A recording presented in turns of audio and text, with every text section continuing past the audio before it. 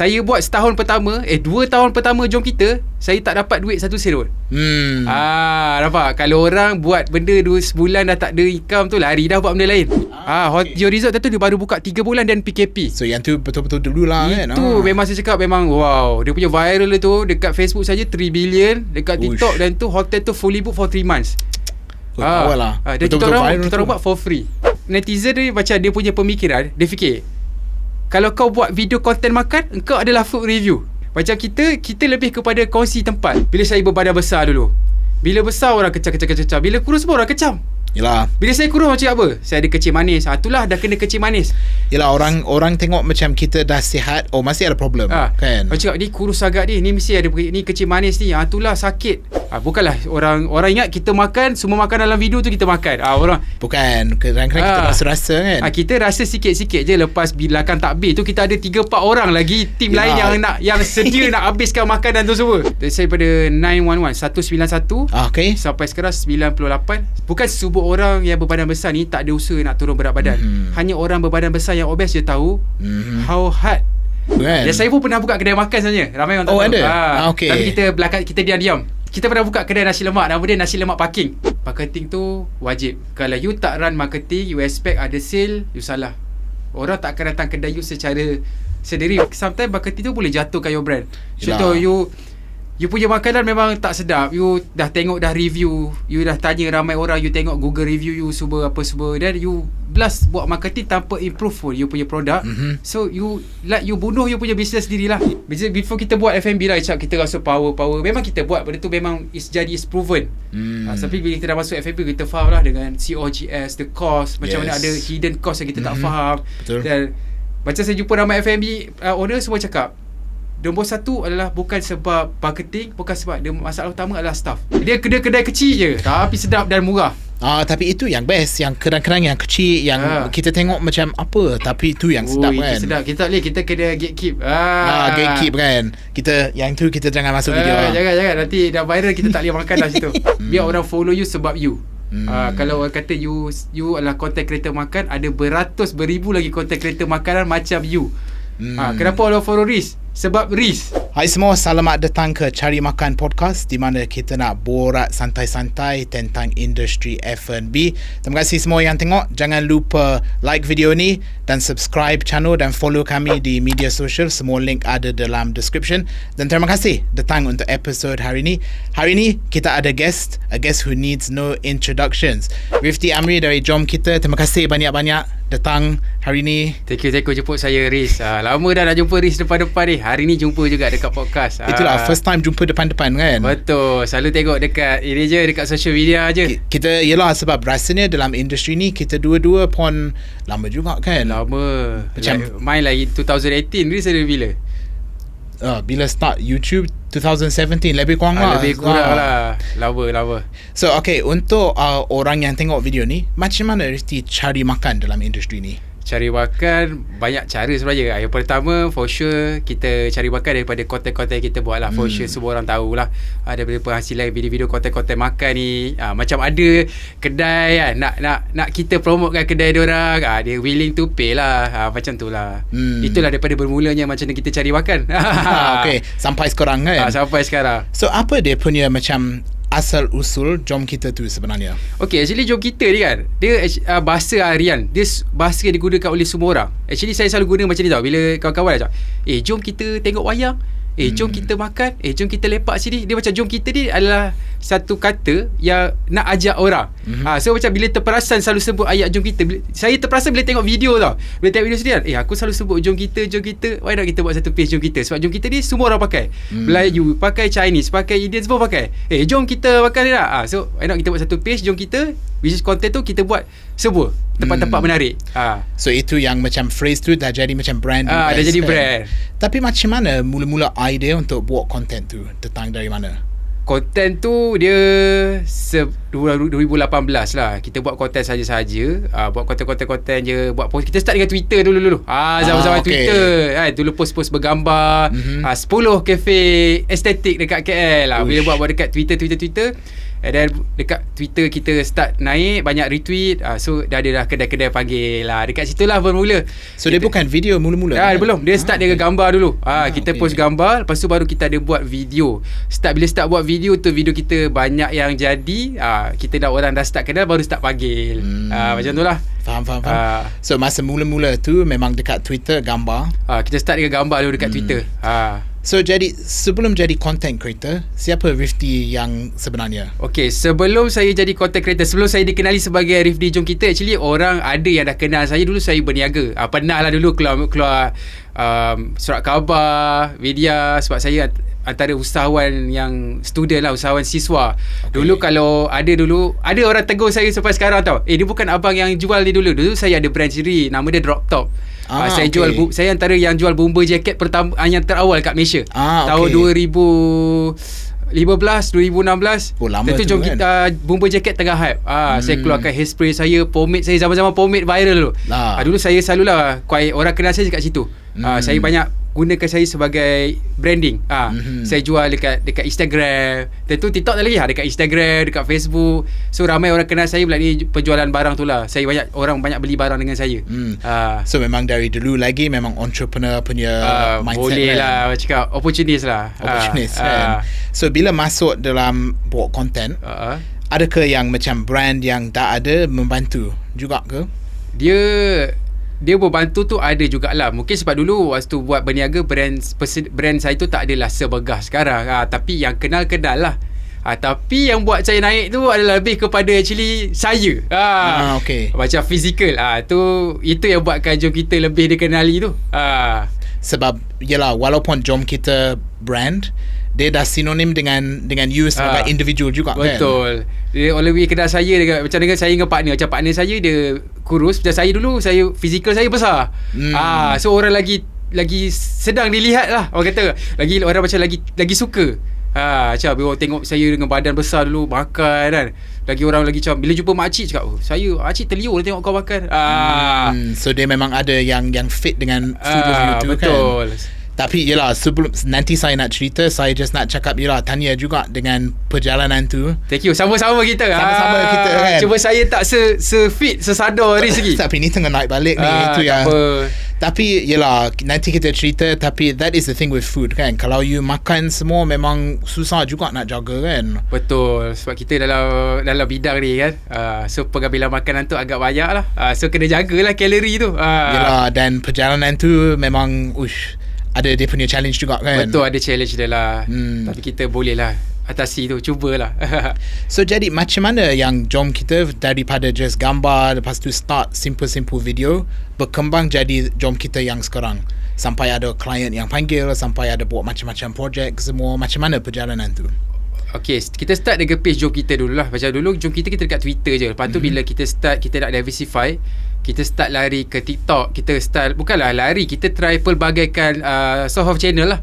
Macam kita tak lari Twitter je. Kita dah ada dekat TikTok juga, dekat IG juga, dekat Facebook juga. So kita buka lagi page-page yang lain.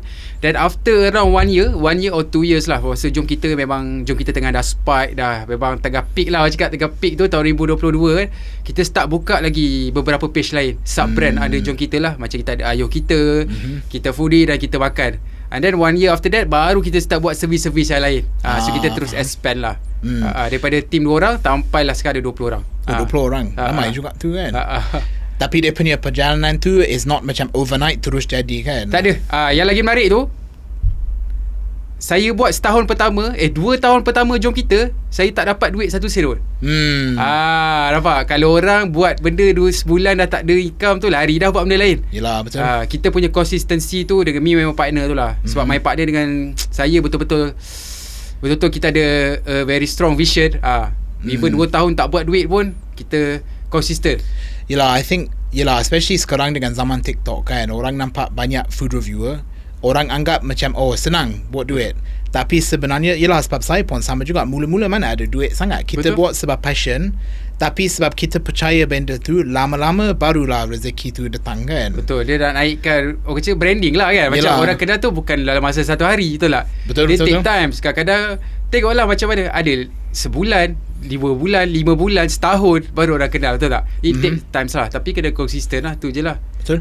So yang tadi cakap pasal partner yang sangat macam fit kan, macam mana you guys kenal mula-mula tu? Saya dengan my partner Syafiq, kita orang klik. Kita orang classmate waktu study degree dulu dekat MSU. Okay. Sebab dia pun time tu dia intern dekat company media. Tak main tak. So kita dia yang cakap, why not kita buat satu page dia kan. Dan okay lah, why not kita dua kita start buat. Dan konsisten tu together sampai sekarang lah. Okay. Betul-betul lah.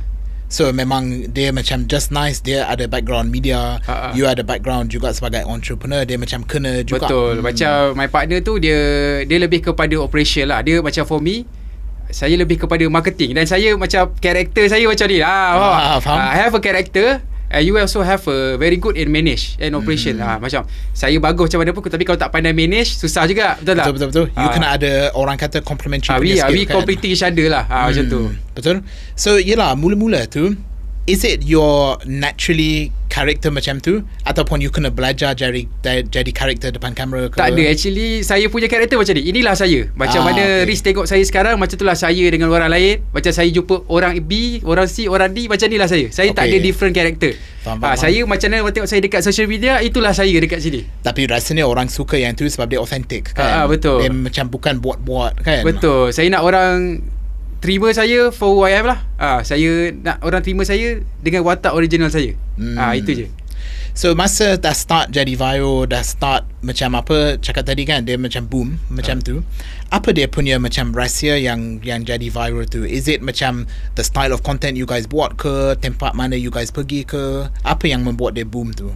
Dia ada beberapa faktor jugalah. Antaranya kita tahulah kalau tempat-tempat yang best macam kita dulu, okay, jom kita ni, orang ingat kita buat makan tau. Actually kita bukan food review. Nampak? Kita bukan food review. Jom kita tu, saya dah cakap tu, jom kita adalah permulaan kata untuk semua perkara. Riz, jom kita futsal, jom kita travel, jom kita lepak, jom kita ni adalah kata-kata untuk ajak semua. Actually jom kita punya page ni merangkumi semua. Kita punya adalah lebih kepada berkongsi tempat-tempat menarik. Kita bukan food review. Tapi bila kita dah buat video makan, orang ingat semua yang buat video makan tu mesti jadi food review.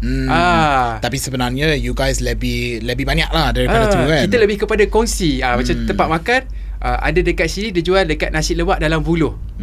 Kau datanglah, kita takkan cakap nasi lemak tu sedap, nasi dalam buluh ni rasa lemak dia, tak ada. Kita cakap okay, uncle ni dah jual itik 50 tahun. Kita nak kongsi, datanglah you guys. Macam lebih kepada perkongsian lah.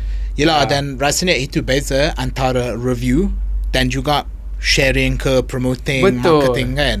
Kita lebih nak, kalau dalam bahasa dia panggil promote lah, promosikan tempat. Tapi kita lebih kepada selesa, nak kata kita lebih kepada kongsi. Kita share, more to sharing with people. Korang tak tahu tau, dekat Hulu Langat ada satu restoran tepi sungai. Dia ada kopi. Kita takkan cerita dia sedap ke tak, kita lebih kepada bagi tahu orang. Yelah, ada macam, tempat macam promote kan. macam kita bagi tahu, macam like nak hebah kat orang.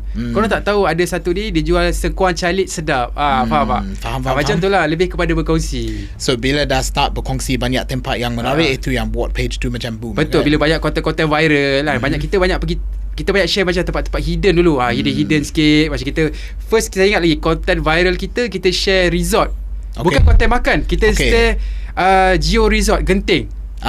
Geo Resort tu dia baru buka 3 bulan dan PKP. So yang tu betul-betul dulu lah kan. Itu memang saya cakap, memang wow. Dia punya viral tu dekat Facebook saja 3 billion, dekat TikTok, dan tu hotel tu fully book for 3 months.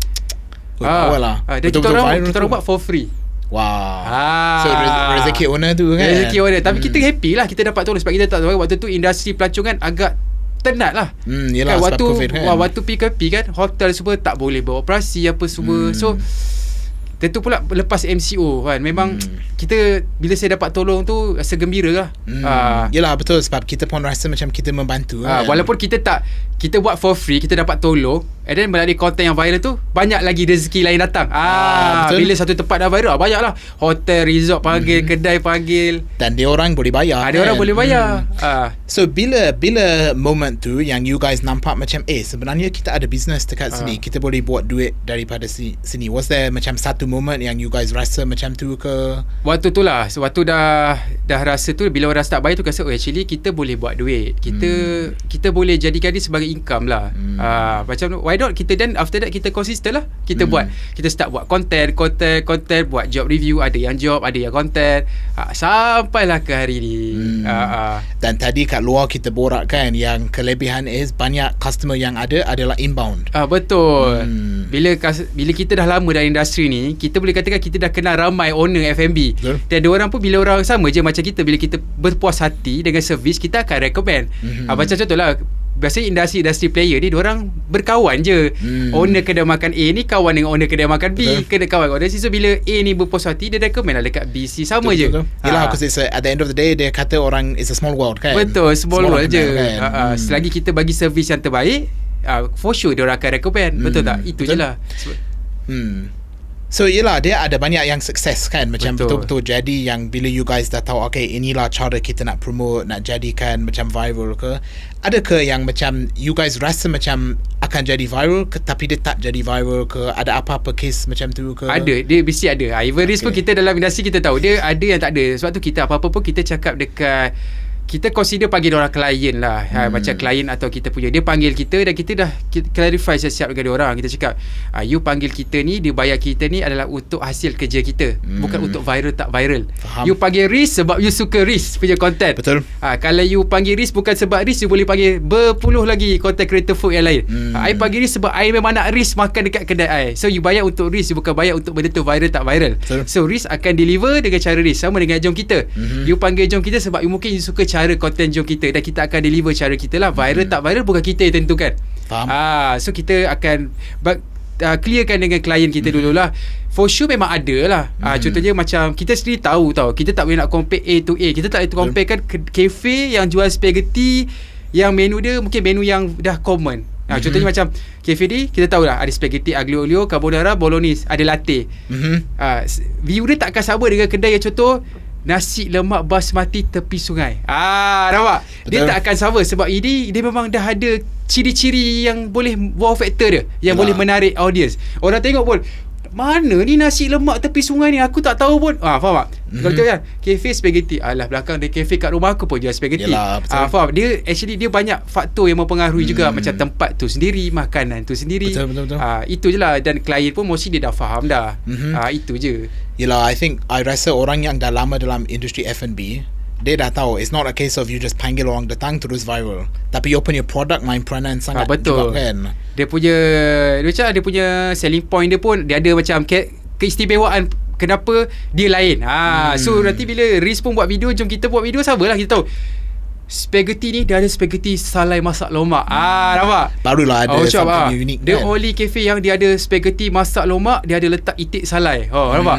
Dia macam itu baru special, dia lain dengan yang lain, dan baru kita boleh lebihkan penerangan kat situ, baru orang akan cakap ini lain. Baru akan cakap first time aku tengok ada spaghetti masak lomak ni. Faham tak? Faham. Dan at the end of the day, itu go back to dengan apa you guys punya focus, which is nak promote tempat yang menarik. Betul, ada sesuatu yang menarik kan. Betul, kita lebih nak kongsi je tempat-tempat yang menarik dan special, kenapa dia ada kat sini. Kenapa korang kena datang, sebab kita nak tarik orang datang. Kenapa dia kena datang sini? Sebab apa yang special kan. Betul, itu je. So yelah, kita tengok, sebab kita pun dua-dua dalam industri ni lama kan. Kita pun tengok content over the years dah berubah, the trend semua dah berubah kan. Macam mana jom kita kekal relevant sekarang dalam industri content? Okay, untuk kekal relevant ni sampai sekarang kita kena follow lah the trend, siapa yang tengah ongoing. Macam kita tahu sekarang zaman digital sangat laju lah, betul tak? Dan kita that's why kita always follow the trend, apa sekarang punya flow dan apa perkembangan semasa, dan kita always make sure kita punya brand jom kita ni terus kekal relevan lah dekat dalam industri. Macam tu dari penghasilan konten, kita tak adalah buat konten yang style tu sama je macam 5 tahun lepas. Kita akan tengok perubahan. Mungkin sekarang orang suka konten style POV, kita buat style POV. Orang suka style storytelling, kita ikut. Mungkin cara konten tu berbeza. Sekarang macam orang lagi suka macam, kata kita perasan sekarang dekat thread, ada orang lagi segi macam genuine punya content. Yes, betul. Kita tak boleh post video macam kita buat food review kat TikTok, kita post dekat thread, dia tak akan go. Tak jadi. Macam saya pun sendiri, saya kat saya pun thread personal pun sama. Bila saya post gambar wife saya tunggang langgang je, dia hit sampai 15k like. Betul. Apa macam faham tak? Dia cara penyampaian tu berbeza. Kita tahu dia dah lain. Zaman sekarang orang lagi suka macam ni. Betul.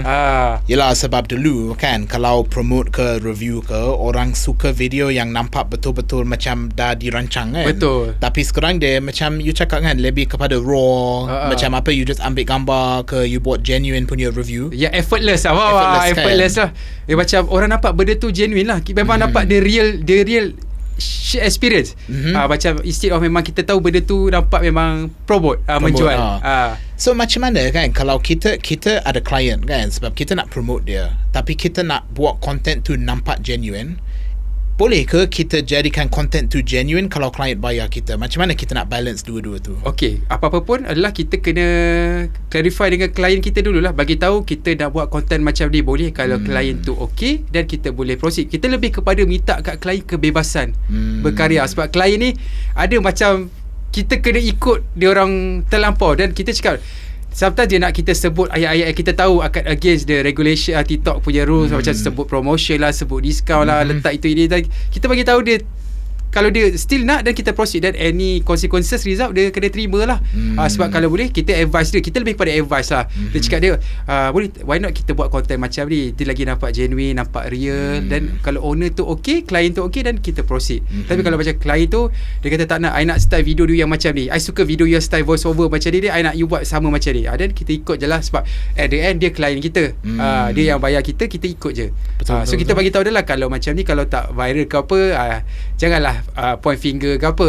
Sebab kita dah advise you guys nak macam ni, kita proceed je lah. Mungkin sometimes dia nak guna video dia untuk dia nak boost ke, nak run ads ke, boleh je. So cakap apa-apa pun kita clarify dulu dengan kita punya klien. Kita lebih kepada bagi kita macam suggest lah dekat klien kita. Kita pun tengok tempat ni sesuai buat content macam ni lah. Faham tak? Faham. Yelah, macam you cakap tadi kan, dia lebih kepada advice dia. But at the end of the day, you guys kenal you guys punya audience kan. Betul. You kenal the current trend. So at the end of the day, you kena advise client nak buat macam mana kan. Betul. So okay, kalau sekarang boleh kata, sebab you guys memang banyak buat video untuk client, most of the videos you guys buat memang client yang panggil untuk datang ke, macam mana tu? Mostly sekarang memang 100% klien panggil. Kita orang tak ada pun cari klien. Macam jom kita hari-hari macam ada klien contact through DM, through WhatsApp, apa semua memang request lah, inquiry untuk kita orang punya service lah. Okay, bagus lah tu kan. Kadang-kadang kita orang bukan buat semua konten yang dipanggil. Kadang kita memang hari-hari kita hantar tim untuk buat konten. Untuk mostly bantu peniaga kecil lah. Kita pergi gerai, buat konten street. So you guys masih ada konten yang you yang sendiri approach, bukan client yang panggil lah. Macam approach tu normally dia macam dia orang just pergi je, tengok macam wah ada ni tempat menarik ni, dia jual apa kat street, kita pergi je lah. Kita bagi tahu, minta izin dulu nak buat video boleh tak. Kalau gerai tu bagi, kita buat lah. Faham. Macam tu lah. That is macam you guys punya own content kan. Betul, own content. Kita kena balance lah juga konten-konten macam tu. Betul. So yelah, tadi ada cakap kan, macam sekarang daripada just buat promote tempat, dah jadi lebih kepada advisor kan. Apa yang transition daripada video page kepada sekarang, apa you guys buat is more to macam marketing management kan? Okay, lebih sekarang kita lebih kepada, nak kata agency pun lebih kurang lebih daripada media lah, media company atau agency lah.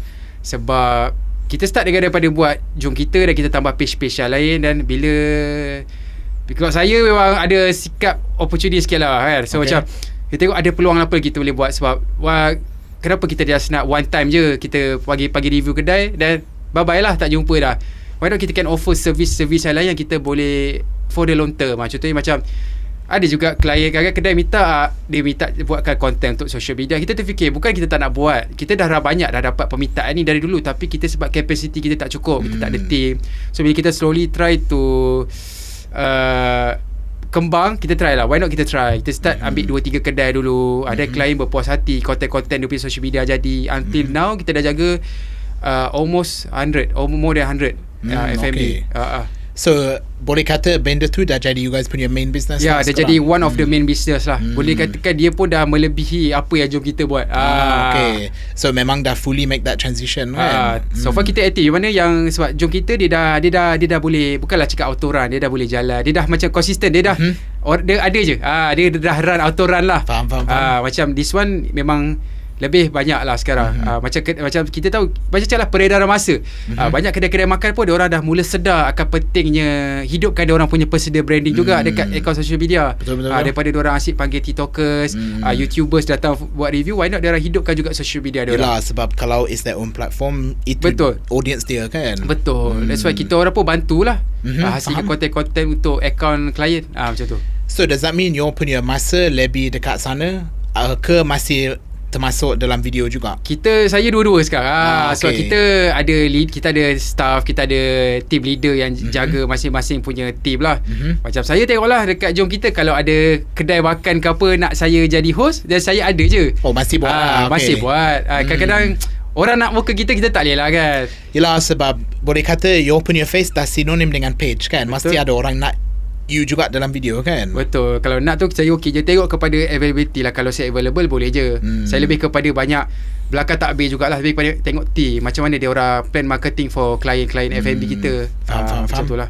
So more to behind the scenes kan. Betul. Rasa kita punya journey lebih kurang sama kan. Lebih Bila macam ni kita dah step back, kita bagi team yang manage, kita more to our pengalaman, jadi macam advisor behind the scenes kan. Betul. So yelah, bila sebab mula-mula kan you sendiri macam face of Jom Kita kan, macam memang ada yang jadi, ada yang macam challenges juga. Sama lah kita kan, mesti pernah ada case kena kecam ke, kena ada feedback dari netizen. Macam mana you handle benda tu? Dia nak kata handle tak handle, saya just bukanlah dia cakap ignore tu macam agak keras. Saya just follow the flow je. Faham tak? So once you dah ada haters, maknanya you dah famous lah. Macam tu lah. Ada yang cakap haters make you famous. Once orang dah kecam you, maknanya orang dah kenal you. Punya branding dah start dikenali lah.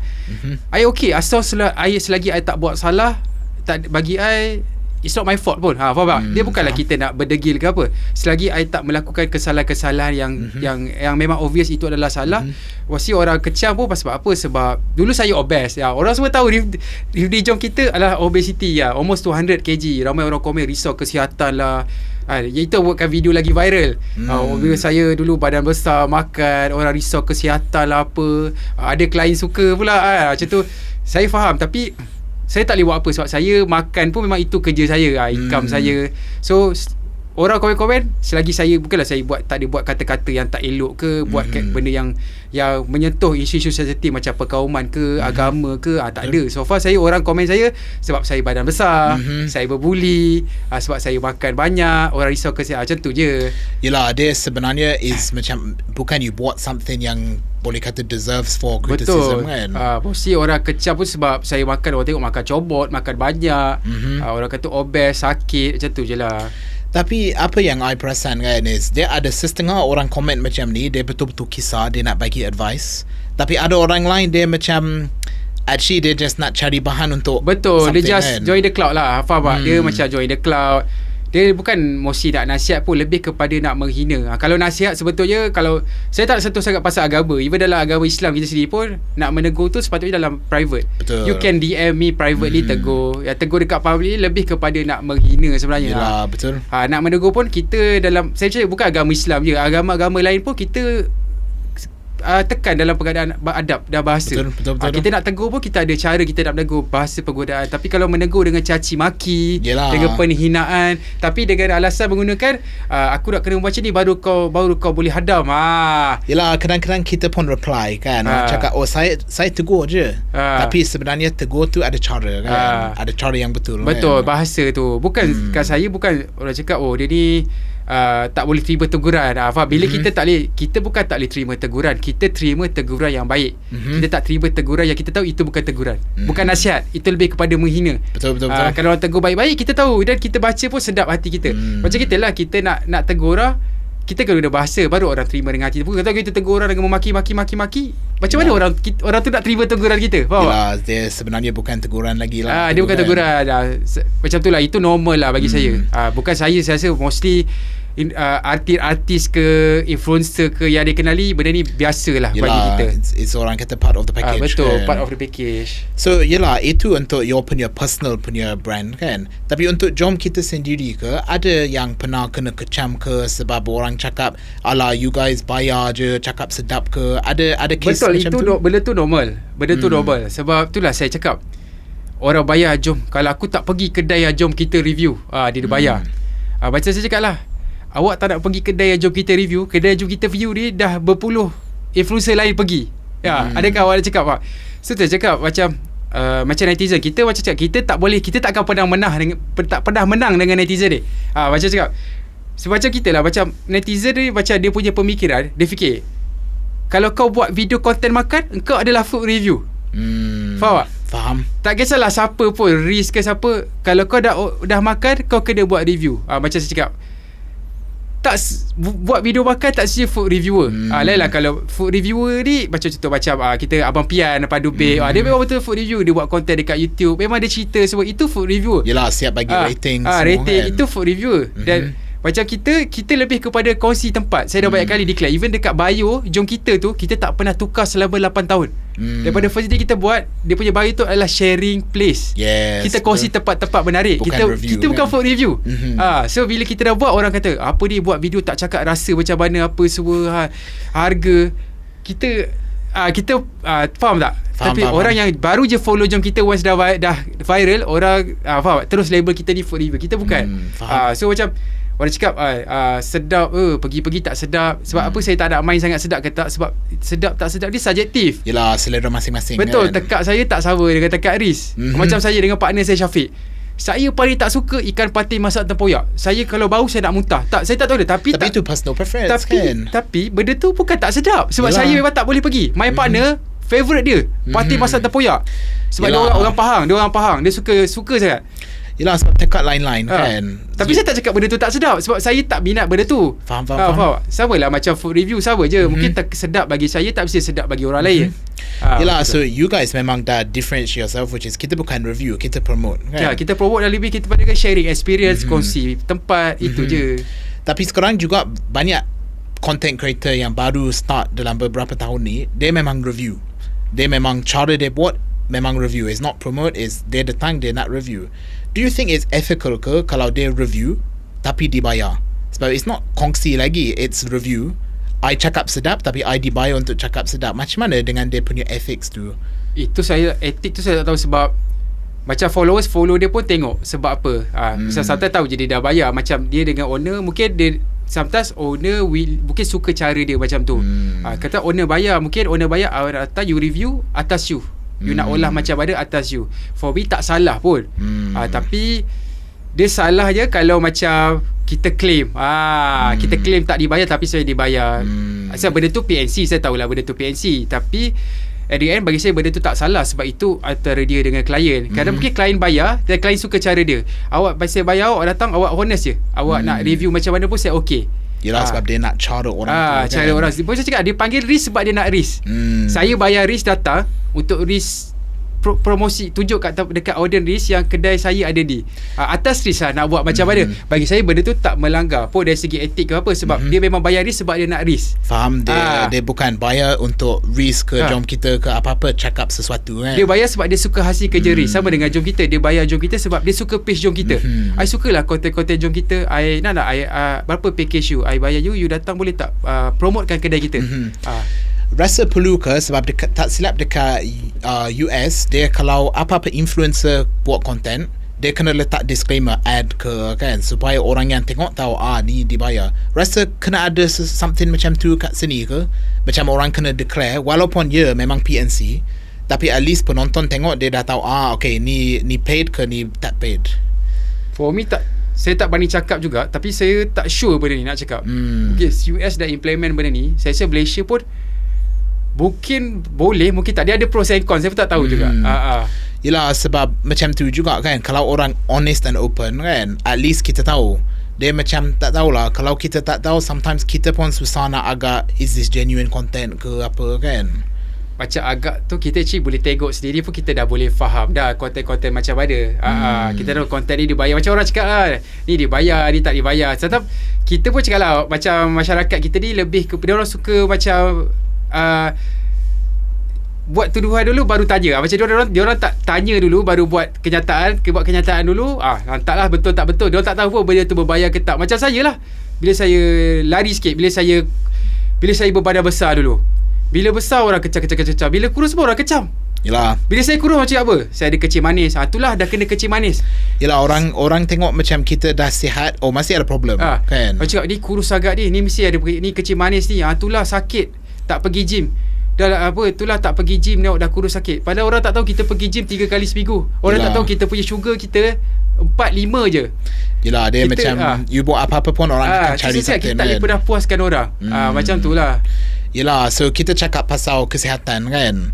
Yelah, saya pun tengok macam kita dua-dua dalam satu journey kan. Betul. Tapi your punya journey memang impressive. Dari 200 kg dari saya pada 191 okay, sampai sekarang 98. Saya target 80, 70. So 100, almost 100. Betul. Berapa lama yang proses tu? Dah 2 tahun lebih. 2 tahun lebih. Apa yang moment yang you rasa macam okay, I memang nak kena buat something? Saya nak sihat tu je. Sebab macam saya cakap lah, semua orang berbadan besar ni, macam saya lah, saya tak naklah sebut ayat gemuk ke apa. Saya lebih kepada orang berbadan besar. Orang badan besar ni, diorang semua tahu badan besar ni tak sihat. Betul tak? Kita semua tahu benda tu dah memang satu fakta yang tak boleh dilawan. Yes, betul. Siapa yang kata badan besar ni sihat, saya tak tahu nak cakap apa. Tapi semua orang tahu, bukan semua orang yang berbadan besar ni tak ada usaha nak turun berat badan. Hanya orang berbadan besar yang obes je tahu how hard, difficult to ubah. Macam saya dah cuba beratus kali untuk diet, untuk ini, tapi tak pernah jadi. Bukan kita tak pernah cuba, kita pernah cuba. Saya cakap ramai orang cuba tapi tak berjaya. Mungkin di sini saya betul-betul nekat. Saya tu nekat nak sihat. Sebab kita tahu kesedaran, semua ada kesedaran. Kalau dah badan macam ni, umur dah 30, nanti dah 40, penyakit akan start datang. Kita jalan sihat. Macam saya pun dah kahwin, nak ada wife, tak naklah macam sakit nanti susahkan isteri, meninggal awal lah, tak adalah. So kita slowly ubah. Dengan rezeki yang kita ada ni, saya, it's time for me to change lah. Itu je. Yelah, tapi betul juga, it's not macam, sebab saya pun yelah overweight juga dulu. It's not macam kita tak tahu. Kita tahu sebenarnya, cuma kita, orang lain tak tahu apa kita melalui kan. Betul. Macam tu, kita dah cuba macam-macam. Sebab kita pun hari-hari kita tahu kan. But sometimes it takes time untuk make a change kan. Betul. Macam orang ingat hari ni diet esok kurus. Memang tak lah. Orang tak tahu kita punya journey. Orang komen sebab dia nampak video, dia tak tahu pun kita sebenarnya tengah on diet ke, kita tengah ada effort pergi gym ke apa. Orang macam tengok, dia yelah, betul. Betul, it's a journey. Yes. It's very long journey. Dan macam mana nak balance journey tu dengan masih buat content yang memang kena pergi makan ke, kena pergi jalan-jalan ke? Konten sih buat, cuba tu je lah. Mungkin kita dari segi pengambilan makanan, macam kita lah, macam tu cakap, kalau buat food review, video panjang-panjang, mungkin kena makan banyak. Macam kita lebih kepada share tempat. Mungkin saya makan 1-2 suap is enough lah, jadi ada dalam video. Macam rasa-rasa kan? Rasa cukup lah. Bukanlah orang ingat kita makan, semua makan dalam video tu kita makan. Orang itu lebih kepada mukbang kan. Orang mukbang lain lah. Macam kita, saya tak buat mukbang. Kalau macam kita buat video macam ni, orang ingat semua makan atas meja tu. Contoh ada 10 makan atas meja. Mungkin kedai tu dia nak tunjukkan menu-menu tu, 10 menu betul, paling best dia. Orang ingat kita makan server. Bukan, kadang-kadang kita rasa-rasa kan. Kita rasa sikit-sikit je. Lepas bilakan takbir tu, kita ada 3-4 orang lagi tim lain yang sedia nak habiskan makanan tu semua. Yang makan kenyang tim sebenarnya. Yang dia orang kenyang dia orang, bukan kita. Kita makan betul, untuk video. Lepas cut tu 3-4 orang datang makan. Yelah, lagi pun kan, kalau kita makan untuk video, it's not macam kita betul-betul makan enjoy kan. Sebab dia more to rasa sikit. Kita nak share macam macam ni rasa dia. Okay, bukan kita nak makan. Yelah, sebab nak makan is lain kan. Betul. So kita nak tengok untuk the future kan, masa depan kan, macam mana inovasi dengan social media content akan bantu ekonomi F&B Malaysia? Macam kita semua tahulah, sekarang ni memang zaman digital lah. Kita tengok apa-apa semua dekat internet, dekat phone, dekat social media. For me, saya rasa memang akan lagi expand lah. Macam sekarang kita tengoklah channel pun dah banyak. Dulu orang main Facebook saja, lepas tu ada TikTok, ada IG, ada Twitter, sekarang ada Thread pula. Yelah. Ada banyak. Kita pun tak tahu soon platform apa lagi akan lagi hidup.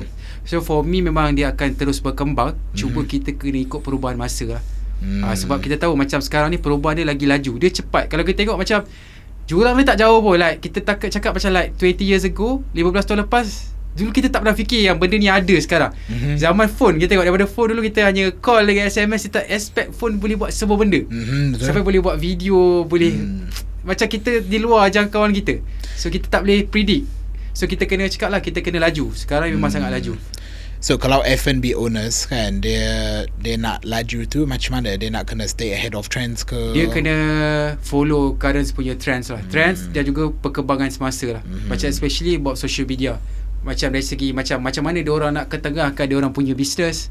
Dia orang nak capai kepada audience tu melalui cara macam mana. Macam sekarang kita tahu lah, the way kedai-kedai F&B players ni nak sampai kepada dia punya niche audience orang melalui social media lah, melalui konten dan sebagainya. Dan future kita tak tahu. So kalau ada, dia orang kena cepat lah follow. Tu bagi dia orang punya business. Macam food ni kita tahu, food ni always relevant je. Orang food orang nak makan sampai bila orang nak makan. Tapi macam dia punya business tu, to keep relevant in industry, dia orang kena follow perubahan semasa dari segi digital ke, content ke, yalah, social media semua dari kan. menu dia orang juga. Macam menu, macam kita bukan advice dari segi content juga, social media macam menu dia orang sendiri. Dia orang pun sometimes kena follow juga apa F&B lain punya trend, punya marketing strategi dia orang. Yes, betul. Macam kita tengok ada klien-klien dia keluar menu seasonal tengah trend. Apa tengah trend dia keluar. Jadi orang sebut pasal brand dia. Tiba-tiba dia keluar apa, nasi lemak tiramisu. Dan orang keep sebut kat social media. Padahal benda tu dia tahu it's good for branding, tapi bukan dia nak implement betul-betul pun. Dia punya killer product kan. Betul. Kita kena follow lah. F&B player kena follow apa yang trend sekarang lah. Yelah, especially since everything is moving fast macam tu, banyak seasonal item, banyak benda yang kena buat, lepas tu beberapa bulan kemudian kena buat something baru kan. Betul. So yelah, kalau kita tengok dalam age social media kan, kalau compare dengan dulu makanan tu the most important thing kan. Tapi sekarang social media, your marketing, your presentation pun also important juga. Betul. Mana yang lagi penting? Is it the way you market, the presentation, ataupun the food itself? Macam mana you nak utamakan, yang mana nak fokus tu? Dia balance lah dua-dua. The way you sampaikan benda tu dengan your food tu, actually dia depending, dia bergantung. Faham? Sebab dia akan ada purist kan. Betul. Yang cakap asalkan makanan sedap, yang lain tu tak payah buat kan. Sedap pun kalau orang tak tahu tak guna juga. Yelah. Tapi lah masa yang sama, kalau orang tahu tapi tak sedap, betul. Dia macam cakap lah, dia can be negative, dia can be positive. So any F&B player should be aware lah for any consequences. Sebab before you do marketing, you kena tahulah, you kena betul-betul solidkan you punya makanan. Sebab you macam cakap, marketing ni dia akan bawa kepada kebaikan atau keburukan. Macam cakap, bad marketing is still a marketing, tapi sometimes marketing tu boleh jatuhkan your brand.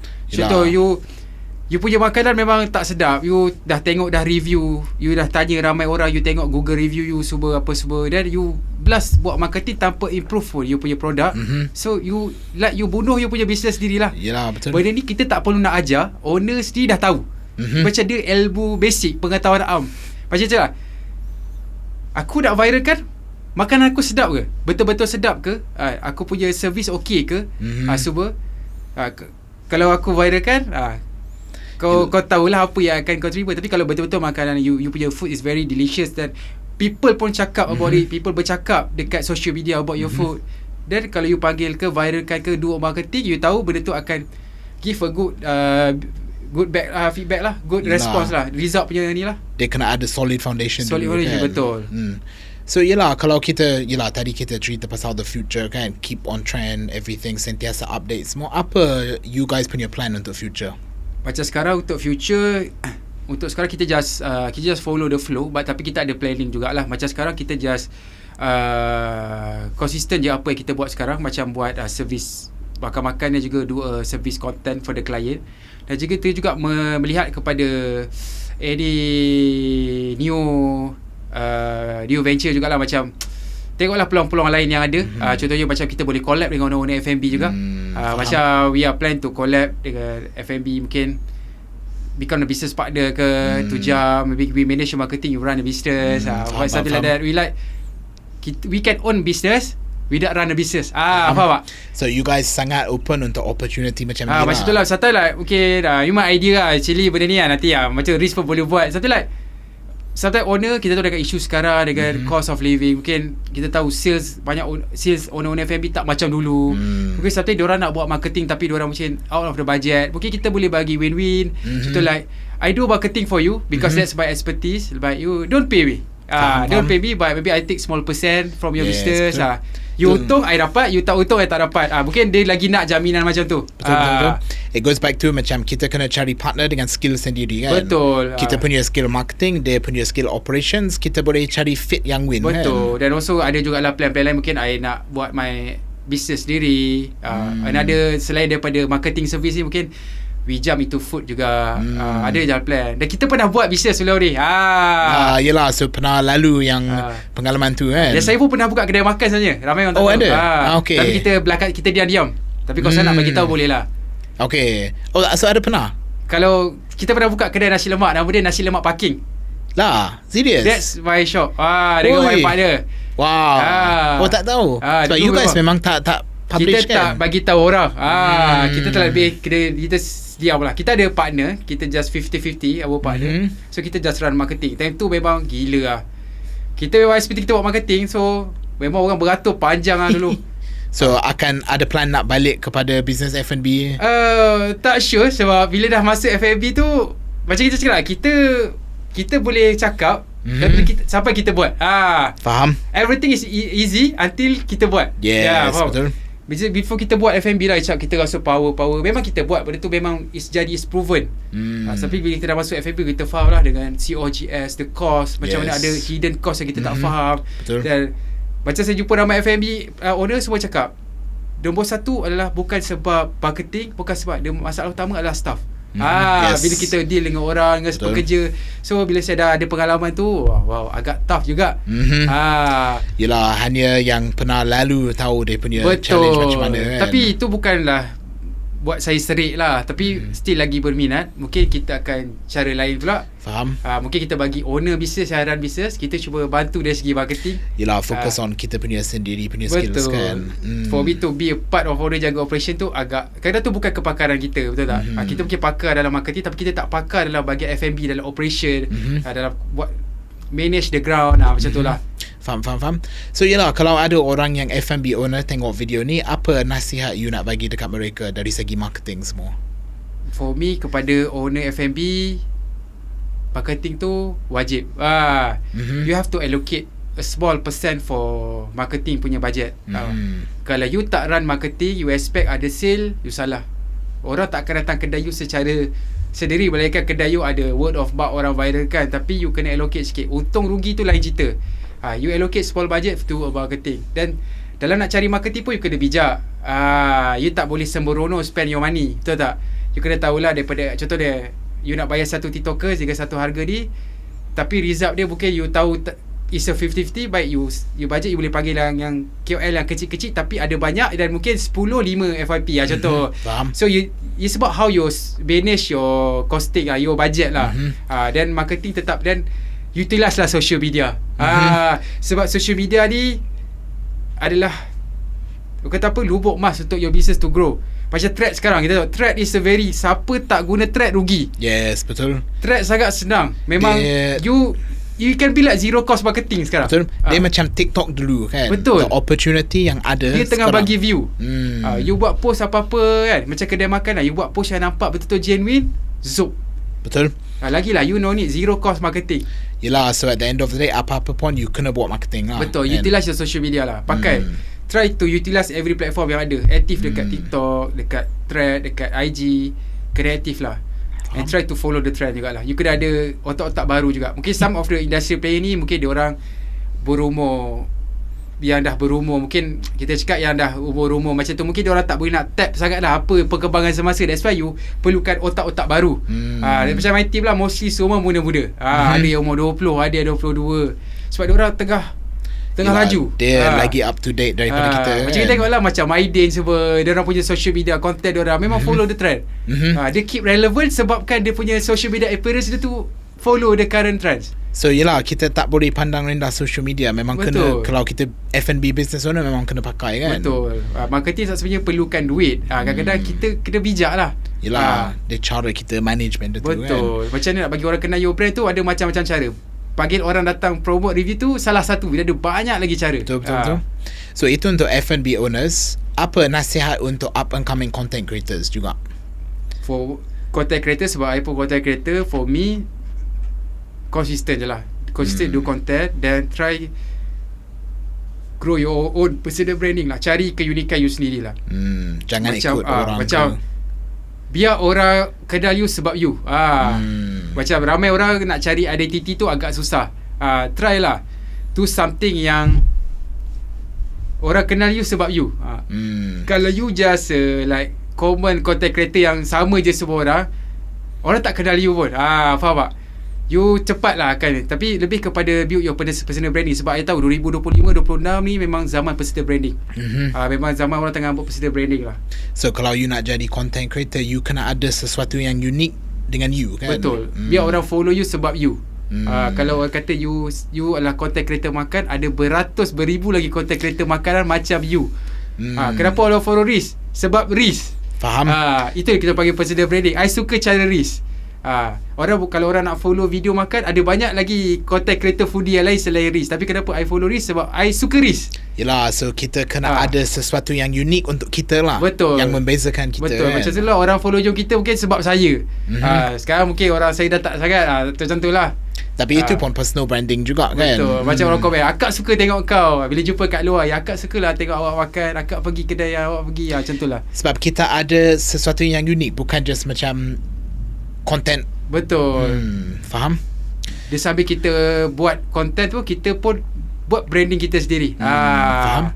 So kita cakap pasal branding sendiri. Yelah, mungkin orang dah kenal jom kita. Macam mana dia nak cari you kalau dia nak follow you as an individual tu? Actually saya ada 2 TikTok person saya nama Daddy lah sekarang. TikTok person saya pun sekarang alhamdulillah tengah naik lah juga dekat track semua. Sebab saya banyak buat content dengan my wife.